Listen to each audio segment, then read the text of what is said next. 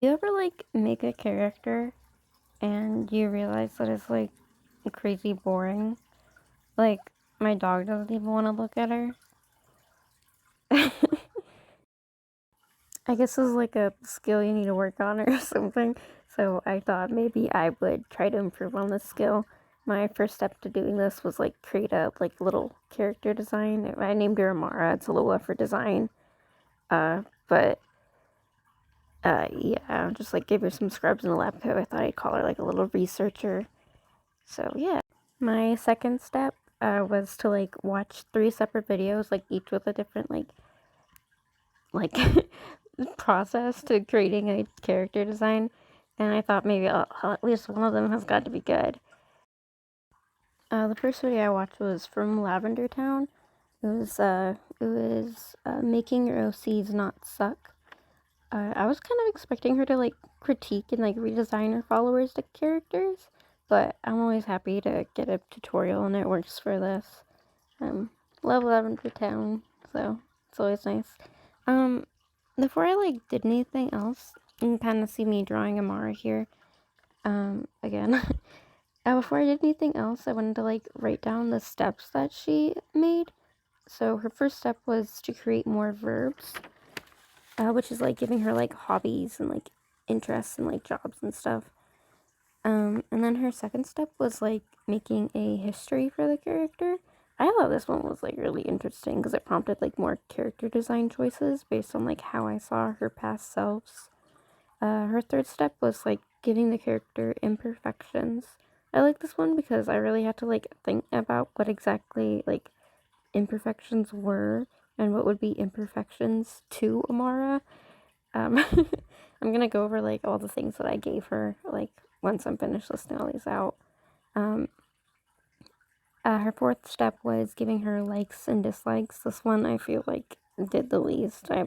Though the advice in the section did actually like make me make one decision that like I kept throughout all the designs, which was I don't want to spoil anything, so I'll just bring it up at the end. Most of her likes were inspired by her verbs, and her dislikes were like useless in the design. Like I decided that she didn't like jewelry, so I guess that affected her character design. Um, Okay, so like to go over all this like traits I gave her, her verbs, I decided that she was a researcher. I said that earlier. I thought that maybe she could be a bird watcher and that would give her like a bug and nature aesthetic. Give her like a cute little like she loves being outside sort of vibe. Because I wanted her to be like an outside sort of person. I gave her freckles in the end, you'll see that. Um I gave her freckles and like messy hair. And I thought that maybe she would be a college student. So she has a backpack in her final design. Um, the second step was history. So if you look at like the history area, I gave her like little version of herself, like pigtails. So I thought it would be really cool to do like a more adult version of pigtails. So I decided to give her like 2 pleats on the side of her hair. Now you can see me like drawing her final version. I don't know why I struggled with that. Okay, so her final design, I gave her like a very nature aesthetic, like a natural comfy, and like it's like colored, like like she's from a bog or something, very natural. I also gave her freckles. I said that, and I thought maybe it could have been like henna or something, cause I don't know, maybe she just likes the look of freckles.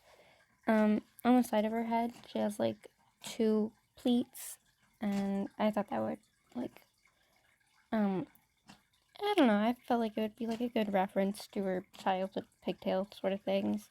Also gave her like little badges on her like her work thing, uh, her research lab coat sort of thing.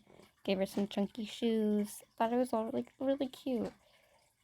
Here's a closer look at her design. You can see her freckles, and I decided not to change like her hair color or eye color or skin tone or anything, just so she like had the same like basic design. I gave her like Doc Martens. I thought that was very like I don't know, explorer bug aesthetic. And she kept her lab coat because I thought that was like a fundamental part of her like original design. And I don't know, I feel like the rest of the outfit gives her enough personality that she can just wear the lab coat. It was just part of her job. And like I said earlier, her likes and dislikes, I decided I'd make her like stripes, and I really love it. It like stayed in all the rest of the designs, which you'll see. There's her backpack. I was too lazy to draw her like multiple points of view. So yeah, I hope you like Amara LavenderTowne version. The next video, so the second video, is from Ross Draws. Ross actually looks to have like 3 videos on designing characters, but I initially watched how I create and design original characters. That's where like the steps in this come from, but I found that it wasn't actually that helpful and it wasn't that relevant of a video, so I decided to watch his second video, which was his masterclass. The steps that he lists are an extension of yourself. Whenever someone asks me to tell them about myself, I literally have no idea what to say. I don't think I've like ever existed actually. So I came up with like really basic stuff that like is more visual. I like animals. You can probably hear like my fish tank going and my cat meowing in the background. I'm very lazy, I'm very messy, and I also have glasses. So I thought those were things that you could definitely like tell visually. His second step was like goals in life, and this was so annoying because when I first heard it, I absolutely did not want to come up with a story, and I was like, oh, I don't know, I don't want to write a story for this chick. I was just like lazily drawing a character. I used like basic goals based on her job, but decided like a comfortable living was boring.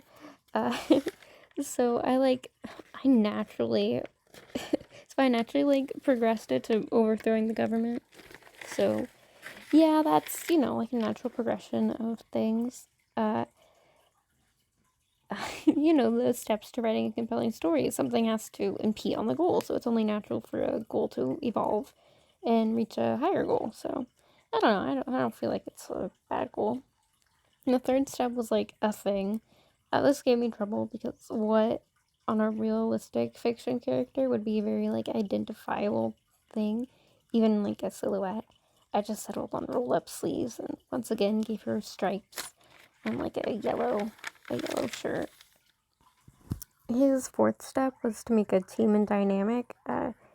This advice, like, obviously you can see I did not want to follow it, but this advice like changed the game. Initially I was like refusing to do it, but I caved, and now I'm like, I genuinely want to explore this like little group story dynamic. Like, they're all brought together by their jobs as researchers, and they're wearing lab coats, and I think they have like their thing. Like, each of them are like so unique. Like, the one on the end is like this like super uptight like little dude, and the one on the other end is like really short. She has a knee brace because she's clumsy. I don't know. I feel like it's like really cute, and like giving them all like different unique colors made me feel like I was making a Powerpuff Girl. Like, you can see here that I'm giving like Amara like this. I was giving like a really like bland color palette, just like blue and pink, just to match the like thing. But afterwards, I decided like her color would be like yellow, because yellow is like a super like Gen Z color. I thought all of them would be like these Gen Z researchers, and I don't know. I thought it would be fun like to explore these like unique dynamics. Um, in his second video, I received like a lot of tips, such as making the character relatable, using like big shapes, things that are identifiable, and like making things asymmetrical. I decided to do this by like rolling up some of her sleeves and giving her like a weird pose and like putting up only half of her hair. I don't know. I thought like, okay, I do this like half up hair all the time just because I'm lazy. I don't want to do anything nice with myself. He also mentioned doing like shape language. This is something you hear a lot in different character design things, but shape language is so broad. I feel like just by making a character look soft, you can make them look like they have a soft personality. It's relatively easy to understand, but if it was a cartoon, it'd be a lot more complicated. I feel as though like a lot of those things would come naturally to people, but I'm not sure. I've been drawing characters for a long time. Actually, the best like tip for all of this comes from his second like thing. It's like the best advice from any of these things that I've come across, and you'll see this like common theme for raw straws. Like, his videos just, like, have good advice. At first, they, like, seem so subpar, but then you, like, actually think about it and you follow the advice, and it's good advice. And I didn't want to admit that because, I don't know, I don't really like Ostras. I love his art style. I don't know. I don't like his videos that much. I'm sure he's a great dude. But anyways, his best advice and the best advice in all of this was to like have someone else draw your character to make sure that it's like iconic and recognizable. I had my mom draw her. Um, and I'll show that in a minute. But my Procreate keeps crashing, so I'm just doing this in like my photo app.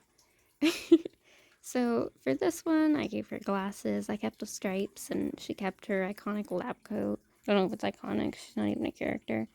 Um, she has like some nice, cool yellow sneakers and a yellow shirt to keep the same color going. And I gave her like a yellow scrunchie and the glasses.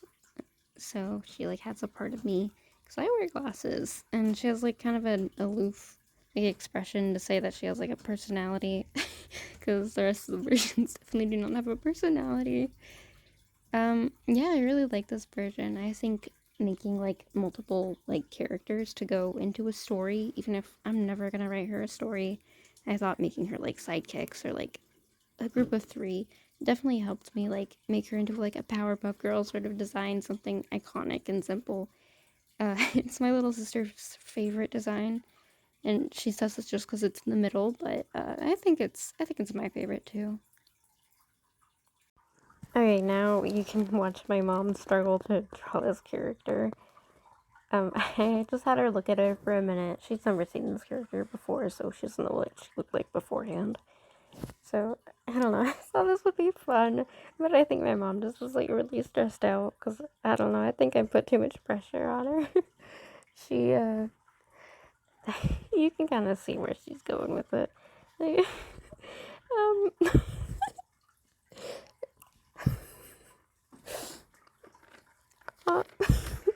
okay, well, so it's a beautiful drawing, it really is.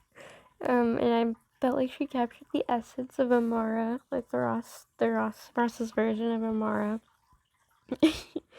uh, and she tried to get the pose and everything, which is really sweet, but it didn't turn out that well.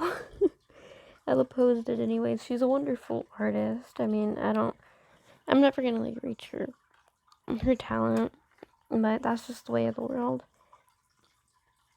She got like most everything down pat. Like she got like the color right, like almost exactly the color that I use on the screen. And and she had to be walked through how to use Procreate, which, that's fine.